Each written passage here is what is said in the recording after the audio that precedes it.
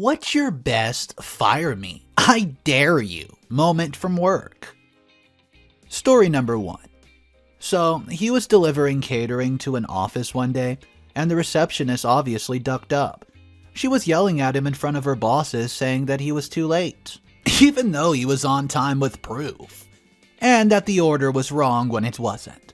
She was making such a big issue out of it, then said she was going to report him to his manager and get him fired. So my father said, "See if I care," and gave her the number himself. She called and my dad picked up because he's not the manager, he's the owner. Everyone in that room was laughing their butt off. Story number 2. Over the first year I worked there, I essentially took over most of the tasks in my department, which were previously held by other departments and was done badly because of it. This led to a massive increase in productivity. I then found out I was paid significantly less than what others were making, and others in my position across the industry were making way more.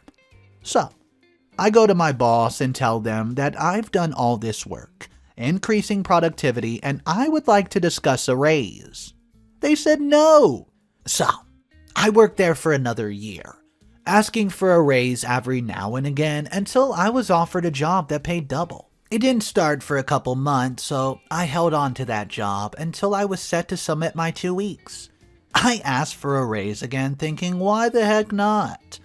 My boss goes off, tells me I won't get a raise, and says some very colorful things about it. It culminated with her telling me, and I quote, "If you don't like your pay, maybe we should evaluate your future at this company." To which I replied, "I already have, don't worry. I took another job, and this was your last chance to offer me what I deserve. So you know what? I quit." And I walked out of that office. Friends told me that my sudden departure caused a massive backup of work. That ended with my manager being fired for it. Story number 3.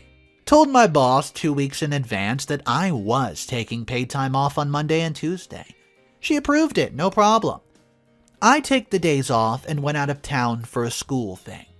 I come back into the office on Wednesday and I'm locked out of my account, so I talk to the operations manager, which is my boss's boss, who was the person who interviewed and hired me to see what's going on.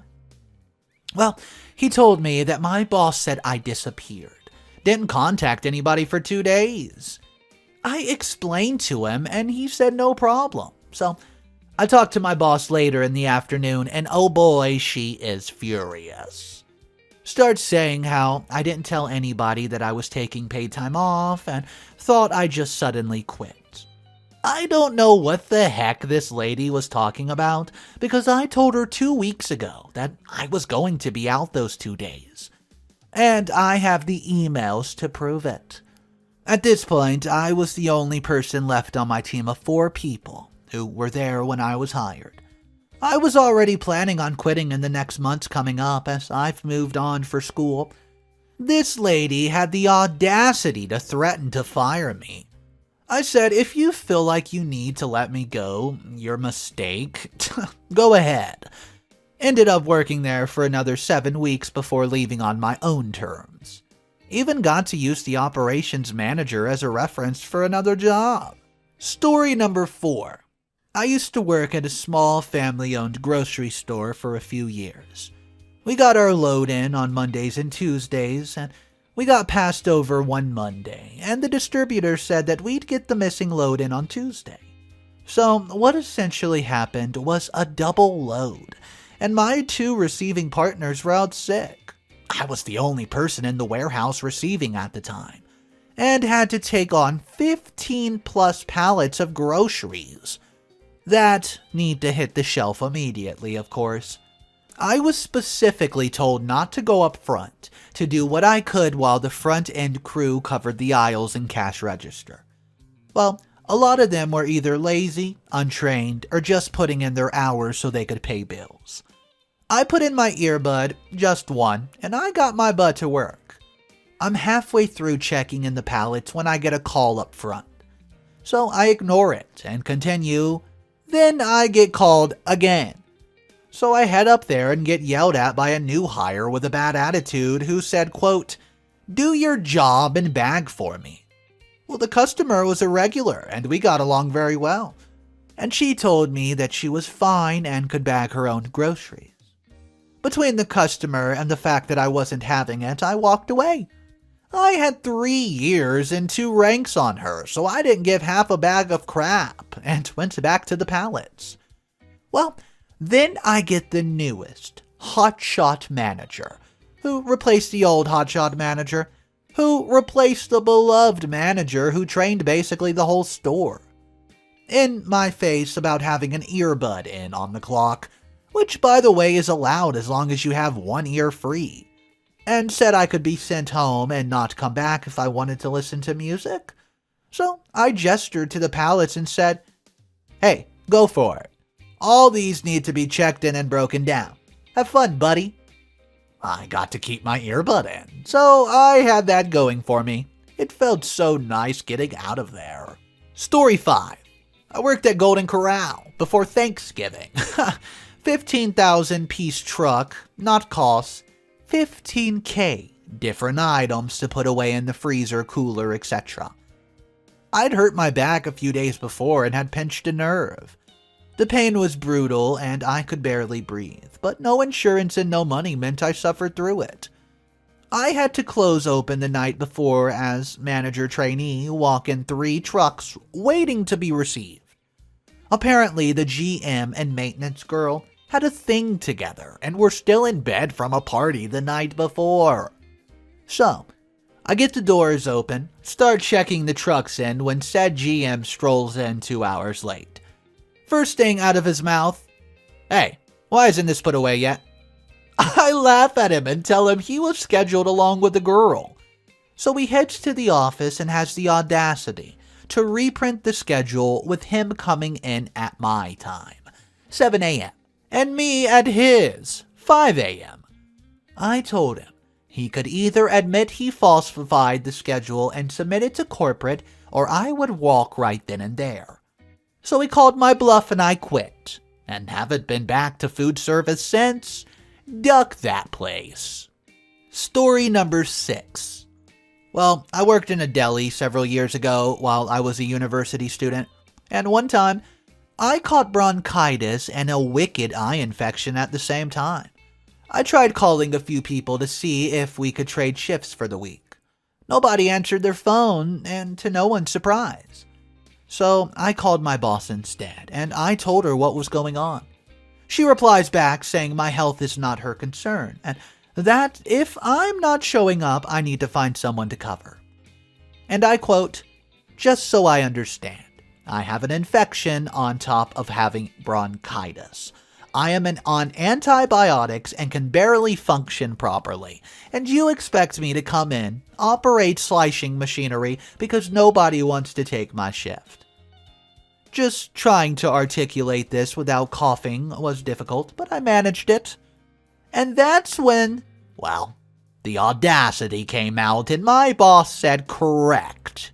Correct? My body decided that now was the perfect time to have a coughing fit, which my boss heard through the phone, and that prompted to say, you know what, maybe you should stay home this week. I hated that place. It's not like we were ever understaffed. If anything, we were always overstaffed. But duck me if I tried trading shifts with someone else for health reasons. I've had to cancel appointments because of this crap. I got out a few months after the bronchitis incident. Story 7. Oh boy, that takes me back to some McJob days a few years back. Was working full-time at a Home Depot going in at 5 a.m. Get off at about 1 p.m., have a stupid few hours to go home and nap as I could, then go into this freaking McDonald's job that was supposed to be part-time and slowly turned into a whole other full-time freaking job. They get mad at the overnight kid in the kitchen and said, "Duck it. We're gonna cut his hours and just have me stay even later for the midnight rush." I point out this is bullcrap. I'm not getting crap for sleep because of this change and having a whole other job I need to get to by 5 a.m. I've put myself in this position once before in my life, and it did not end well. It ended up with 2 jobs getting mad at my lack of alertness and quality of job performance I was putting out. And it was pure hell on myself. I'm not doing this crap again. They tell me, well, tough crap, this is how it's going to be. When I found a new second job, a freaking brand new CVS that was built literally 2 buildings down, and I gave them probably like a 2-day notice at best because I didn't feel they deserved more than that. They acted all shocked and upset, told me I should have brought this up with them so they could schedule me off earlier in the night. I looked at them incredulously and said, remember when I approached you and said this was a freaking problem? And you told me, well, too bad, because this is the way it is. Instead of being jerks about it, that was your chance to fix it. Your problem is, you've gotten too used to having freaking children, fresh out of high school, working for you, who will let themselves get ducked over and pushed around. And when you pull that crap on an adult who isn't going to deal with it, then it bites you right in the butt. And I quit. Story number 8. When I, 17, worked a summer holiday job at Pizza Hut, I had transferred to my hometown restaurant from my university town restaurant. I was there for 5 weeks and hadn't been paid yet. The jerk of a boss claimed it was because I gave him the wrong employee number. I didn't. Anyways, after 5 weeks of no pay, I called him on New Year's Eve. Busiest night of the summer, by the way, and said I wasn't coming to work because I wasn't a volunteer, and I was not going to work for free.